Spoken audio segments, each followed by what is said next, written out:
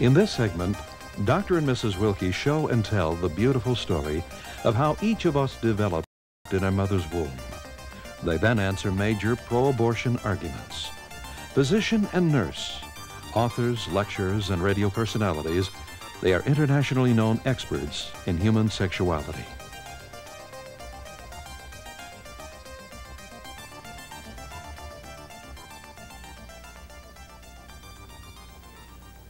What or who is this little passenger growing inside of the mother's womb?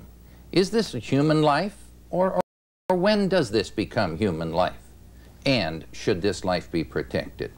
Clearly, that's probably the most controversial social issue of our time. We call it abortion. Now, how do we decide that first question? Is this human life? Well, I think the thing to do is to go to any college, library in the world.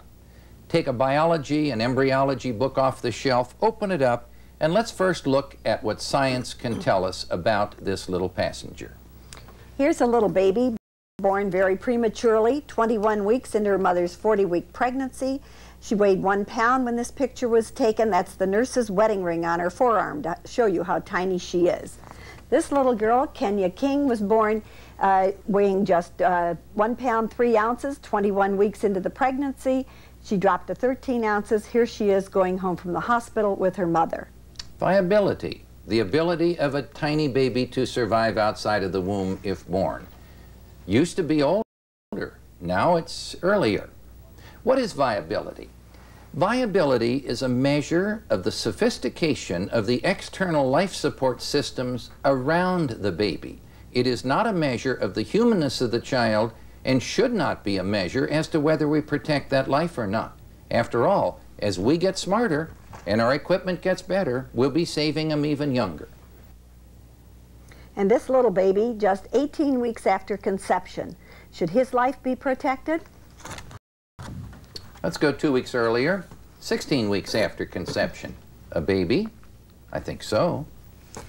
14 weeks. Is this little one a human life? Should he be protected? And this little one, measuring 4 inches, crown to rump, about 13 weeks along, is that a human life? Is he deserving of protection? Let's go down to 11 weeks. We're inside the first trimester now. What do we know about a tiny little one you see here still in the bag of water, still sucking his thumb? Well, we know that at that point this baby begins to breathe, fluid of course, and does breathe inside for the last 6 months. Begins to swallow, digest, urinate, have tiny liquid bowel movements. In that next month, sleeps and wakes, begins to hear. Basically, 3 months along, what kind of function do we have? All organs function. They're not all mature. Sex organs are going to take another 12 to 15 years to mature. All organs function. The parts of the body are all there. 10 weeks. The tiny little body is completely formed, even down to fingerprints. These little feet show the size of what they are at that point. And if you want to see the actual size, here it is on a tiny little lapel pin. Small enough to stand on his daddy's little fingernail, and yet so perfectly formed already that he or she has fingerprints. And this little one, just 9 weeks along about, because he measures 2 inches, crown to rump. Again, a human life. 8 weeks. This is a little baby inside, little bigger head, little smaller legs. What do we know at 8 weeks? At 8 weeks, we already know the little one is swimming freely with a natural swimmer's stroke. He could already grasp an instrument and hang on. And we know that at this point, we could hear his heartbeat and do a brainwave test. And at 7 weeks, you see the size alongside of a lead pencil here. Long about now is about the earliest that we can listen to a heartbeat. Now this is an ultrasonic stethoscope. Most of us have these in our offices. It's a tiny little transistorized thing. You put this thing right over the lower abdomen, and when you find the right spot so that these sound waves are beaming directly to and back from the heart, we can listen to a baby's heartbeat. Let's listen for just a minute to a baby's heartbeat in the womb, only 6 weeks and 5 days old.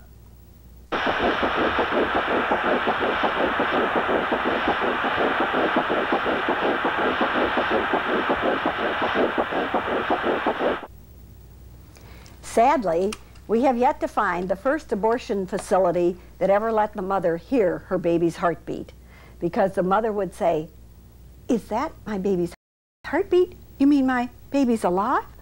Oh, I couldn't kill my baby," and they would lose the customer. Let's look at a baby at 6 weeks. What do we know then? This remarkable photo of the little baby at 6 weeks shows already the little development of the little feet and little hands, the eyes, and so on. If you would tickle the little developing nose of this baby, he could already pull his head away. First movement at 6 weeks already. What I think is most important at 6 weeks is that now we have demonstrable human brain waves. You all know that we use the ending of human brain waves to measure the end of human life when we're talking about brain death, for instance. But those very same scientists too often refuse to use the beginning of those same brain waves, measured on the same instrument, as a measurement of the beginning of human life. In fact, human life does begin before that. We know now that the little heart is already beating 4 days after she's missed her menstrual period. At 10 days, this little baby, with remarkable display of hormonal power, stops her mother's menstrual periods and is in complete charge of the pregnancy from there on in. But after the little baby has floated 7 days down through the tube, he implants in the nutrient lining of the womb on the 7th day. But at day 1, when the story is really told, because then sperm joins ovum and a unique new individual begins, one that has never existed before, one that never again will exist. The scientific fact is this: each of us once was a single cell, and contained within that cell is everything we are today. How tall we are, what size shoe we'll wear, everything. All we needed is oxygen and food to continue to grow. So it would seem fairly obvious that we should say, well, human life begins at the first cell stage. And yet some people would define human life in a different way. They would use a religious yardstick. But we don't think we should do that. Whether or not you or we believe in a soul and it's created at what time, a secular government can't use that measurement. And so we simply have to take the whole religious faith belief and set it over here, honor it, but we can't use it to define human life in our culture. Some would talk of philosophic reasons for some other way of measuring when human life begins, when the baby is conscious, when the baby is wanted, when there's a certain degree of development. But again, we should not use these to define human life for the purpose of the government protecting life. Why? Because these philosophic theories are really beliefs also. They can't be proven. People of goodwill differ diametrically about them. No, we must measure human life by the one yardstick that everyone agrees on: simple scientific fact. And yet somebody will say, oh, but I don't think it's a person yet. That word person is not a precise word. It's defined in 14 different ways in our dictionary, and therefore you have to say, what do you mean by person? We would prefer to say, talk about the human life, the new little baby that's growing within the mother's womb. Let's take one more dimension of it. We've all heard a lot about in vitro fertilization. Let's take a dominant genetic characteristic, the color of skin. Let's take a black man and a black woman, ovum and sperm, and mix them in a petri dish, and now we have a tiny new living human embryo. Let's plant that little new human in the womb of a woman with white skin, and she carries to term and delivers. And what does she deliver? The genetic son of those two black parents. None of her white characteristics have rubbed off. She was but a nutritive blanket wrapped about the babe, but he was the son of those black parents back at the first cell stage. Truly, that's when his life began. In summary, then, there's only 3 questions to ask about human life. Is this being alive? Most certainly so, and from the beginning. Is this being human? 46 a human chromosomes in every single cell of the little baby's body. He can't belong to the rabbit or carrot family. He belongs to the human family. Is this being complete, intact? Marvelously so, programmed from within, moving ahead in an orderly, ongoing progression, destined to live 8.5 months within the womb and as many as 80 or 90 years beyond. The only conclusion you can come to is that this is a human life.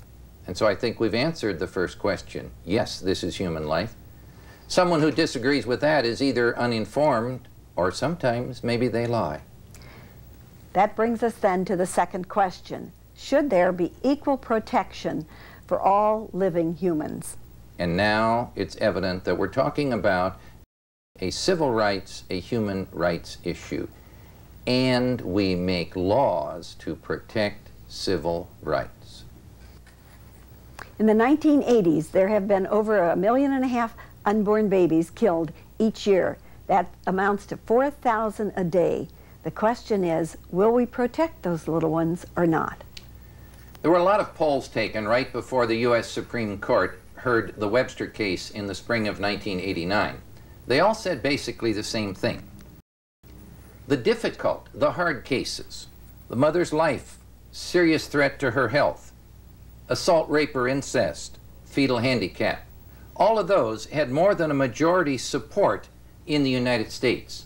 But the social and economic reasons, she can't afford it, too many children, emotional strain, wants to finish school, she's not married, birth control, sex selection, went from 40% into the 30s to only 2% approval for sex selection. Fact of the matter is, the overwhelming majority of people in the United States approve of the so-called hard cases, which make up only 1% of the abortions done. Those same people disapprove of the other 99% of the abortions, which are social reasons. But shouldn't the mother have the right to choose? Look at what her choice is. She has the choice to have either a live baby or a dead baby. We should not be saying to the mother, you have the right to choose to kill your unborn child. The classic example of choice occurred over 100 years ago. U.S. Supreme Court, Dred Scott decision.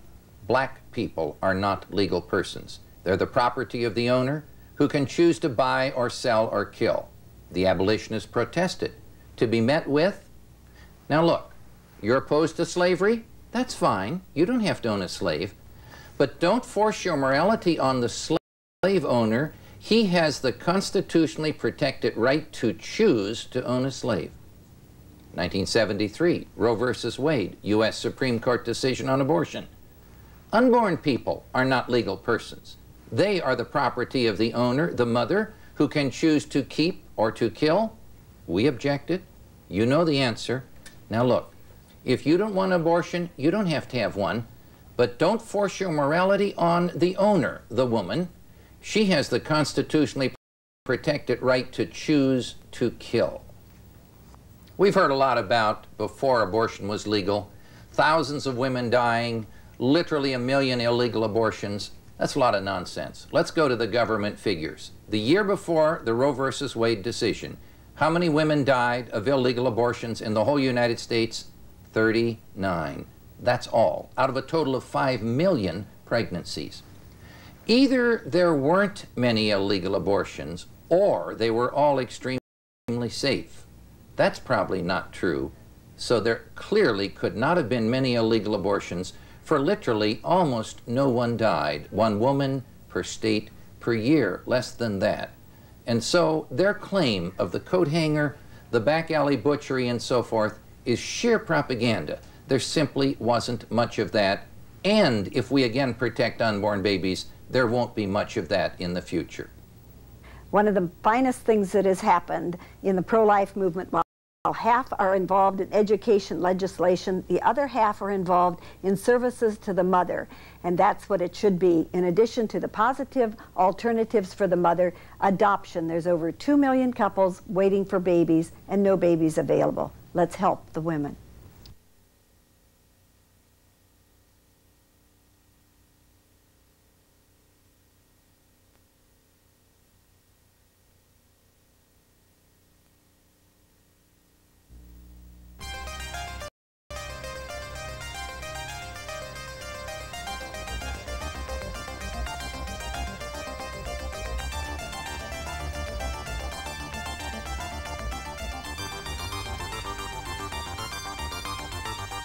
The use of accurate photos of abortion is crucial to a full understanding of abortion.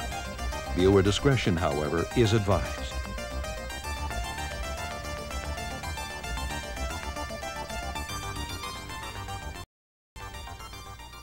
Abortion.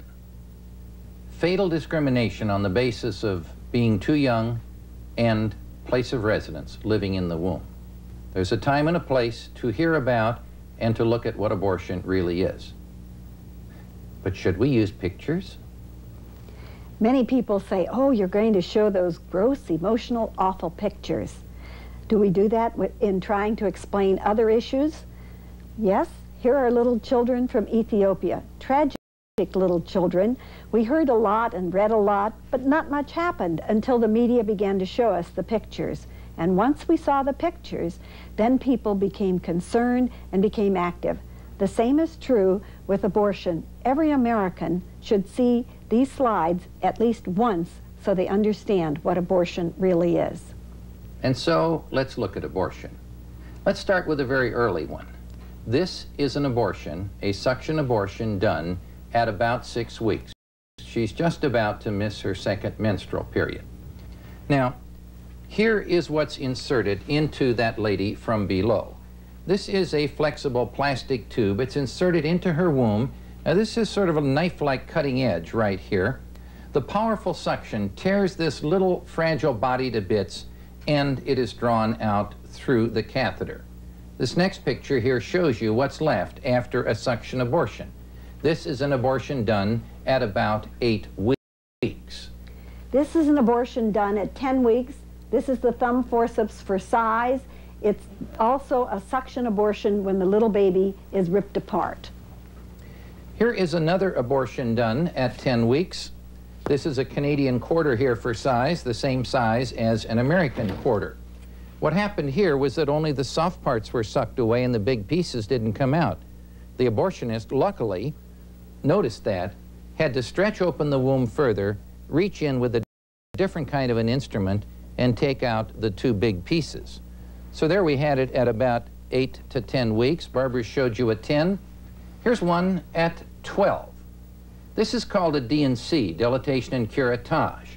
Now, the method here is a little bit different. Here, the abortionist uses a loop-shaped steel knife. This is called a curette, and this is sharp. And with this, he scrapes and cuts the afterbirth away from the inner lining of the womb and slices the baby's body into pieces to draw it out. At 14 weeks, we have a D&E, dilatation and evacuation. Stretching the womb wider open, the abortionist goes in with a pliers-like instrument, no anesthetic for the baby, reaches in and grabs some part of this living child and simply tears it off, a leg or whatever, and continues with this live dismemberment, snapping the spine, bringing it out, and then another instrument to crush the skull. What you see on the picture is the nurse who has reassembled the parts to be sure that the womb is empty. Does this cause the woman problems? Yes, there are problems for some women. Immediate physical complications include bleeding from 1 to 10%, perforation, cutting a hole through the wall of the womb, causing peritonitis and occasional death, and infection, enough to need an antibiotic. This ranges from 5 to 25%. But the most feared long-term complication is permanent sterility. This number varies widely depending upon whether the reporting is from a university medical center or from a freestanding abortion facility where the complication rate is sharply higher. The figures range plus or minus 5%. Those women later in life will have to sadly say, "I killed the only baby I ever bore." The most common problem is damage to the cervix, the mouth of the womb. An 18-year-old woman who gets an early abortion has a long, firm, tubular cervix that the abortionist stretches open in 30 to 60 seconds, and in doing so invariably tears some of its muscle fibers. Such a weakened cervix is the primary cause for a doubling of the miscarriage rate, a tripling of the number of premature babies born, and a doubling of the number of babies dying after birth. Jack has shown you that loop-shaped steel knife and the sharp edged plastic curette that are used to scrape and slice away the afterbirth from the inner lining of the womb. If the abortionist cuts too deeply, the lining will regenerate with scar. This can produce future menstrual disturbances, adhesions within the womb, delivery problems such as retained placenta, and if the scar partly closes over the opening to the tube, you have the setup for a tubal pregnancy. Another problem is from blood transfusions. These can cause hepatitis, which can cause death. Most of these long-term problems are never reported as having been caused by abortion. In fact, for hepatitis and delivery problems, they're often not even thought of. Now, let's look at this next baby. This is a prostaglandin baby at about 4 months. What happens here is the injection of a drug made by the Upjohn Company that causes powerful contractions and labor and expelling of whatever size baby she carries. This little one was killed in the process, a dead prostaglandin baby at about 4 months. This next one now is called a salt poisoning abortion. You get a feel here for size. There's a 2-centimeter ruler on one side. Let's come up a little closer and look at these legs, and then let's take a look at the head. What you see is that the skin has been scalded away from part of the head. The next picture shows you a little more detail on that of the baby's hand. And you see that the skin has been burned and stripped away. We don't know if this happens before or after the baby dies. Here's another picture of a salt poisoning abortion. This one just shy of 4.5 months. Again, after the mother has the salt injection, the baby breathes and swallows it in, tends to convulse before the baby dies. She goes into labor and expels a baby, as you see here. Here we have a pile of dead babies from one hospital, 1 day's work. The largest little girl on the right there was 7 months, weighed 3.5 pounds. And for just a moment, she'll look back at you. Finally, the last kind of an abortion is what we call a hysterotomy or mini cesarean section. Here we have the incision in the mother's abdomen. The afterbirth is still in there. Here's the umbilical cord. Here's a little 2-pound girl who's being held up by the surgeon by an arm and a leg, and these clamps are about to cut the cord. Little 2-pounder nowadays has a good chance of surviving, let's say at least perhaps 1 in 3. Not this one. She had a contract on her head. The abortionist threw her in the basin, face down, smothered her, and after that, she went to the pathology lab. And maybe this is what we're talking about. Just so much human garbage. These little babies had reached fetal ages of 18 to 24 weeks before being killed by abortion. Each specimen came to the laboratory. The pathologist examined the specimen under the running water, recorded its identity. At the end of the day, the garbage went to the incinerator. And so that is abortion, friends. Abortion kills a baby. Yes, we know that mothers have problems, many times serious problems. Our question is, can we solve her problem by the ghastly violence of killing an innocent child? We think not. We must find other solutions for her. We don't know all those solutions. They've got to be out there. They must. We simply cannot kill innocent babies to solve the social problems of women. Now, how do we accomplish this in a civilized, democratic society? We look to how abortion came to us. Abortion came through the law. Lawmakers make laws and appoint judges. We elect the lawmakers.